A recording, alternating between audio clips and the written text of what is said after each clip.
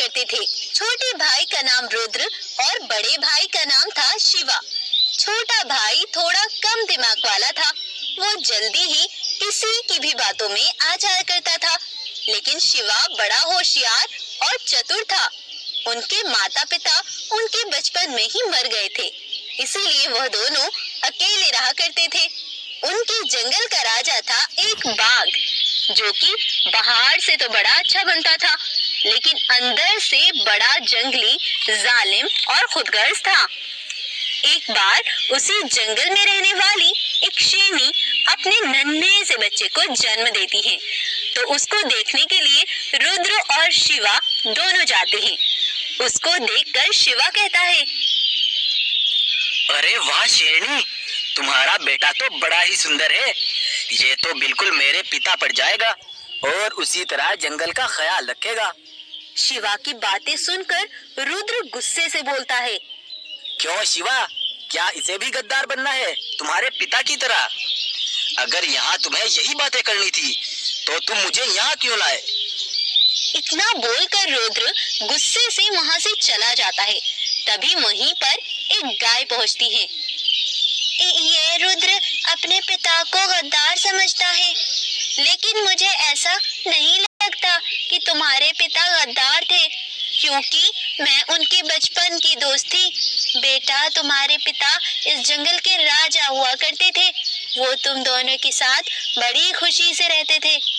जंगल के छोटे बड़े सभी जानवरों की मदद और रक्षा करना उनका लक्ष्य बन गया था।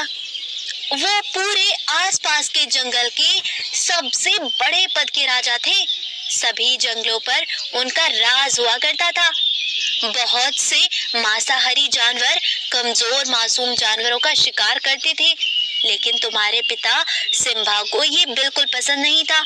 तो उन्होंने सभी जंगल के राजाओं को बुलाया और उनसे बोले, सुनो सभी जंगल के राजाओं, मैंने एक फैसला किया है और मेरा फैसला सबको मानना पड़ेगा। जो मेरा हुक्म नहीं मानेगा उसकी सजा मौत होगी। आखिर महाराज, वो कौन सा फैसला है? मैंने फैसला किया है कि आज से सभी मांसाहारी जानवरों को भी शाकाहारी बनना पड़ेगा। आज से कोई भी मासूम जानवरों का शिकार नहीं करेगा। सब आज से फल सब्जियां खाकर जिएंगे। लेकिन महाराज, हम मांसाहारी जानवर कैसे फल सब्जियां खाएंगे? क्यों बाघ, क्या उनकी जान नहीं होती जो हम उनका शिकार कर लेते हैं? आज से सभी मांसाहारी जानवर शाकाहारी बन के जिएंगे और मासूम जानवरों के साथ मिलकर रहेंगे। जी ठीक है महाराज, जैसा आपका हुक्म। सभी जंगलों के राजा ने सिम्बा शेर की बात स्वीकार कर ली। लेकिन शाम के समय सभी जानवरों के पास बाघ, चीता और बंटी शेर आते हैं। सुनो भाइयों सुनो, मुझे तुम्हें कुछ दिखाना है। चलो तुम जल्दी से मेरे साथ चलो। तब वो सभी जानवरों को लेकर काली पहाड़ी के पास पहुँचे और सबको छिपकर दिखाया। देखो भाइयों, ये सिम्बा शेर हमें शिकार करने से मना कर रहा है और कुछ जानवरों का शिकार कर रहा है। ये शेर गद्दार है और गद्दारी की क्या सजा है बंटी शेर? गद्दारी की सजा सिर्फ मौत है। तब अगले दिन उस बाघ और कुछ जानवरों ने बीच रास्ते में तुम्हारे पिता को मार डाला बेटा। और फिर सभी जानवरों को बुलाकर उनसे बोले, सुनो भाइयों, कल तुमने भी देख लिया था कि ये शेर हमें शिकार करने से रोक रहा था और कुछ जानवरों का शिकार कर रहा था। इसकी कोई और भी चाल होगी। ऐसे गद्दार राजा की हमें कोई जरूरत नहीं है। आज से मैं राजा बनकर सभी जानवरों की रक्षा करूंगा।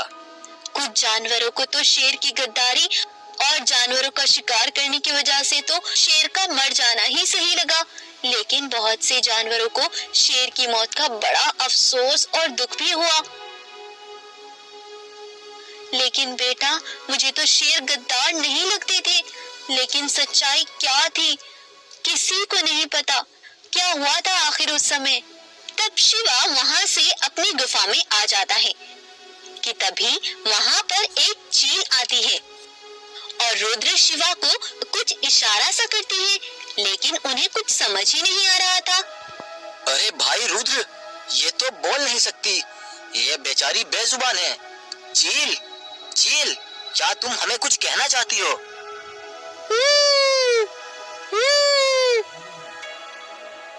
चील के इशारे देख वो उसके पीछे पीछे चलने लगते हैं।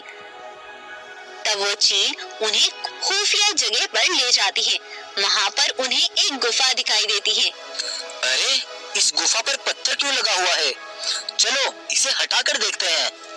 तब वो दोनों मिलकर उस पत्थर को हटा देते हैं। तो उसके अंदर उन्हें एक बूढ़ा गोरिल्ला खड़ा दिखाई देता है। अरे गोरिल्ला अंकल, आप कौन हो और इस गुफा में कैद क्यों हो? बेटा, तुम्हारे पिता और सभी जानवरों के साथ धोखा हुआ है। जब तुम्हारे पिता ने सभी जंगल के राजाओं को बुलाकर जानवरों का शिकार करने से मना किया था, तो बाघ, चीता और बंटी शेर इकट्ठे हुए और आपस में बात करने लगे। अरे, ये सिम्बा शेर ने कैसा फैसला किया? भला हम मांसाहारी जानवर शाकाहारी कैसे बन सकते हैं? हाँ बाघ, तुम सही कहते हो। ये शेर तो हमें भूखा मारना चाहता है। अगर हमने जानवरों का शिकार ना किया तो हम भूखे मर जाएंगे, और अगर हमने शिकार किया तो वो शेर हमें मरवा डालेगा। हाँ बंटी शेर, तुम सही कहते हो, लेकिन हम उससे पहले ही सिम्बा शेर को मार डालेंगे। लेकिन हम सिम्बा शेर को कैसे मारेंगे? अगर जानवरों को पता चल गया तो? तुम चिंता मत करो, हम जानवरों के हाथों ही सिम्बा को मरवाएंगे। लेकिन वो कैसे बाघ? हमें कहीं से भी सिम्बा शेर के जैसी एक नकली शेर की खाल लानी होगी, और हमें एक भालू को पहनाकर किसी जानवर का शिकार करते सभी जानवरों को दिखाना होगा कि सिम्बा शेर जानवरों का शिकार कर रहा है, और फिर वो उसके खिलाफ होकर उसे मार डालेंगे। हाँ बाघ, आइडिया तो अच्छा है, लेकिन अगर वो उसे मारेंगे तो उसकी खाल में तो भालू होगा ना? नहीं चीता, हम उसे आज नहीं, कल असली सिम्बा शेर को मारेंगे। भालू को तो बस हमें शेर की खाल में दिखाना होगा। बेटा, उनकी यह बातें एक पेड़ के पीछे खड़ा मैं सुन रहा था। तब मैं ये बातें बताने सभी जानवरों के पास जा रहा था, लेकिन उन्होंने मुझे देख लिया और मुझे चारों ओर से घेर लिया, और फिर मुझे इस गुफा में कैद कर दिया ताकि मैं यहीं भूखा मर जाऊं। लेकिन इस चील ने मुझे अंदर ही थोड़ा थोड़ा भोजन ला कर दिया। यह भले ही गूंगी हो, लेकिन इसकी आदत बहुत अच्छी है। इसने मेरी मदद की। मुझे मालूम था कि मेरे पिता ऐसा कभी नहीं कर सकते। उस जालिम बाघ ने मेरे बेकसूर पिता को मार डाला। मैं उसे अब छोड़ूंगा नहीं। तब दोनों भाई गुस्से से उस बाघ के पास पहुंचते हैं और कहते हैं, जालिम लालची बाघ, तुमने सबसे गद्दारी की। मुझे सब पता चल चुका है, अब तुम्हारी खैर नहीं है। तब वो दोनों उस बाघ को जान से मार डालते हैं और वहीं पर उसका अंत कर देते हैं।